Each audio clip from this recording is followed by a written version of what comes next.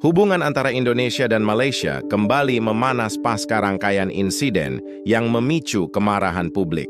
Sejak pernyataan kontroversial dari beberapa tokoh Malaysia tentang pekerja migran Indonesia, hingga insiden penembakan terhadap nelayan di wilayah perairan yang masih dipersengketakan, gelombang kekecewaan muncul dari berbagai lapisan masyarakat Indonesia. Di media sosial, gerakan No Boycott Malaysia sempat menjadi tren, mencerminkan ketegangan yang tak bisa lagi disembunyikan. Tidak seperti dekade-dekade sebelumnya, kali ini respons masyarakat Indonesia jauh lebih tegas dan lantang. Mereka tidak lagi bersikap permisif atau bersabar atas sikap arogan negara tetangga yang dinilai memandang rendah kedaulatan Indonesia.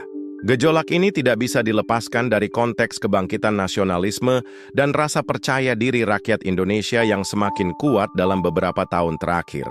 Indonesia kini bukan lagi negara yang bisa dianggap sebelah mata di kawasan Asia Tenggara. Dengan kemajuan ekonomi, konsolidasi politik yang relatif stabil, serta peningkatan kekuatan militer, Indonesia menampilkan wajah baru sebagai negara yang siap berdiri sejajar bahkan di atas negara-negara tetangga. Transformasi besar-besaran di bidang infrastruktur, industrialisasi, dan hilirisasi sumber daya alam menjadikan Indonesia semakin mandiri dan tak lagi bergantung pada ekspor bahan mentah ke negara lain, termasuk Malaysia. Ketegangan politik luar negeri pun meningkat setelah beberapa pernyataan pejabat Malaysia yang dianggap melecehkan Indonesia. Pemerintah Indonesia merespons dengan memanggil Duta Besar Malaysia dan menyampaikan nota protes keras. Namun bukan hanya pemerintah yang bersuara, tokoh-tokoh masyarakat, aktivis, bahkan selebritas pun ikut menyuarakan kemarahan atas sikap Malaysia yang dinilai tidak respek terhadap kedaulatan dan harga diri bangsa Indonesia. Situasi ini memperlihatkan satu hal, bahwa nasionalisme Indonesia tengah berada dalam titik balik. Kebanggaan sebagai bangsa yang besar tidak lagi bersifat simbolik, tetapi diwujudkan dalam bentuk aksi kolektif yang menuntut penghormatan sejati dari negara lain. Peningkatan ketegangan antara Indonesia dan Malaysia tidak hanya dirasakan di tingkat pemerintahan, tetapi juga meluas ke ruang-ruang digital dan sosial masyarakat kedua negara. Media sosial dipenuhi oleh komentar panas dari warga net Indonesia yang merasa harga dirinya diinjak, terutama setelah insiden penembakan terhadap pekerja migran Indonesia dan ucapan-ucapan melecehkan dari oknum warga Malaysia. Kebanggaan nasional yang tumbuh bersamaan dengan kemajuan pembangunan Indonesia menjadikan masyarakat lebih sensitif terhadap segala bentuk penghinaan. Mereka tidak lagi mau dianggap sebagai bangsa kelas 2 di mata negara tetangga. Perasaan itu diperkuat dengan fakta bahwa Indonesia kini tampil sebagai kekuatan ekonomi dan militer yang tak lagi bisa diremehkan.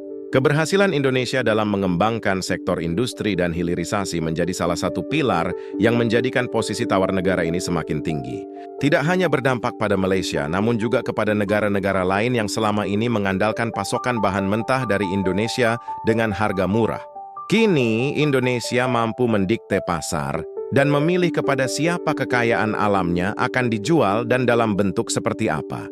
Pendekatan ini membuat banyak negara mulai menghormati, bahkan takut kehilangan kemitraan dengan Indonesia.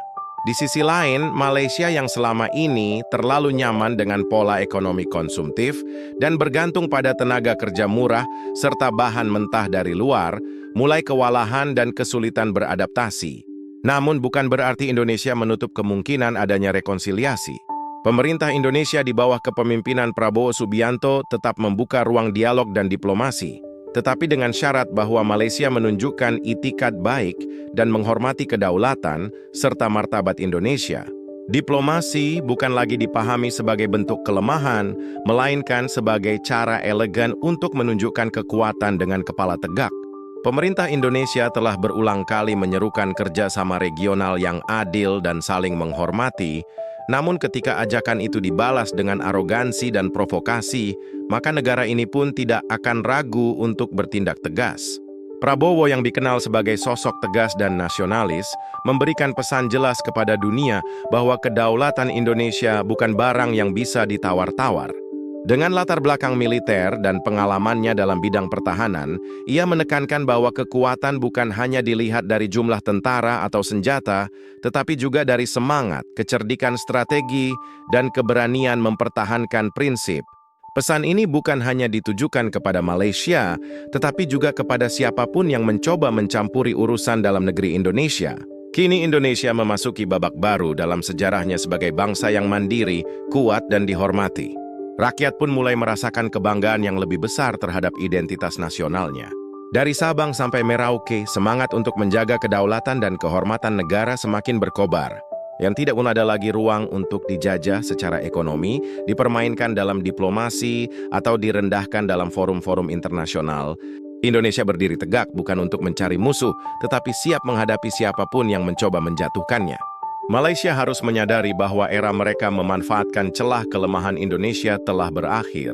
Kini mereka berhadapan dengan negara yang lebih dewasa, lebih terorganisir, dan lebih siap dalam berbagai aspek. Jika Malaysia terus bersikap provokatif, maka mereka sendiri yang akan menuai konsekuensinya.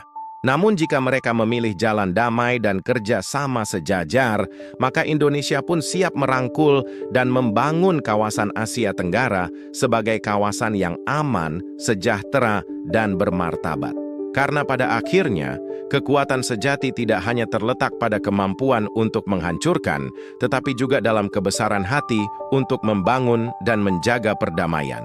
Tapi damai hanya bisa diraih ketika semua pihak saling menghormati. Dan Indonesia hari ini tidak akan lagi membiarkan satu inci pun harga dirinya diinjak oleh siapapun. Sikap tegas ini bukan semata-mata buah dari nasionalisme populis semata, tetapi juga merupakan refleksi dari transformasi struktural yang sedang berlangsung.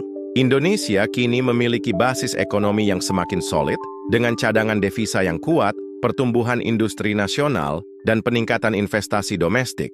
Perubahan paradigma pembangunan dari konsumsi ke produksi yang ditopang oleh hilirisasi, industrialisasi, dan digitalisasi ekonomi menjadikan Indonesia tidak lagi mudah ditekan dalam percaturan ekonomi internasional.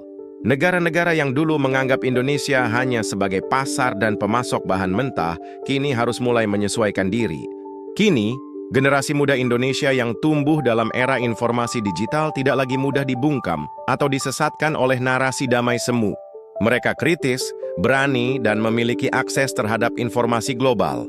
Semangat nasionalisme generasi ini berbeda, lebih berbasis pada data, prestasi nyata, dan tekad untuk menjadikan Indonesia sebagai bangsa yang dihormati dunia. Kampanye digital yang mendukung boikot produk Malaysia, desakan untuk menghentikan pengiriman TKI ke Malaysia, hingga ajakan untuk mengevaluasi ulang kerjasama bilateral, menjadi bukti bahwa suara rakyat tidak bisa diabaikan. Pemerintah pun sadar akan tekanan publik tersebut, tidak bisa lagi mengedepankan sikap kompromistis seperti masa lalu. Meski demikian, Indonesia tetap mengedepankan jalur damai dan diplomasi. Namun kali ini, diplomasi yang dijalankan bukan diplomasi lunak yang rentan ditafsirkan sebagai kelemahan, melainkan diplomasi berbasis kekuatan, power-based diplomacy. Indonesia siap berdialog, tetapi dengan posisi yang setara dan tanpa toleransi terhadap penghinaan. Dalam konteks ini, kebijakan luar negeri Indonesia di era Prabowo menunjukkan arah baru yang lebih realistis, menggabungkan nasionalisme, pragmatisme ekonomi, dan kepentingan geopolitik kawasan. Dalam pidato-pidatonya, Presiden terpilih Prabowo Subianto menekankan pentingnya menjaga harga diri bangsa di mata dunia. Ia menolak keras setiap bentuk intervensi asing yang merugikan rakyat Indonesia, dan menyuarakan pentingnya memperkuat pertahanan nasional serta menjalin aliansi strategis yang saling menguntungkan. Dalam konteks hubungan Indonesia-Malaysia, arah kebijakan Prabowo ini akan mengubah pola interaksi yang selama ini dianggap timpang. Malaysia tidak bisa lagi bersikap patronistik atau merasa lebih unggul. Indonesia menuntut kesetaraan, baik dalam aspek ekonomi, kebudayaan, maupun diplomasi regional. Respons ini bukanlah bentuk permusuhan, melainkan koreksi historis atas relasi yang terlalu lama timpang. Selama bertahun-tahun, Malaysia mendapat keuntungan besar dari pekerja Indonesia yang murah dan fleksibel, serta dari produk budaya Indonesia yang diklaim sepihak. Kini, Indonesia menuntut haknya, hak atas penghormatan, perlakuan yang adil, dan pengakuan atas kontribusinya terhadap kemajuan kawasan Asia Tenggara. Dengan demikian, ketegangan Indonesia-Malaysia saat ini bukan sekadar konflik bilateral, melainkan cermin dari proses dekolonisasi mental dan kebangkitan nasionalisme modern Indonesia. Dalam konteks sejarah panjang hubungan kedua negara, ini adalah fase penting menuju kematangan hubungan yang saling menghormati.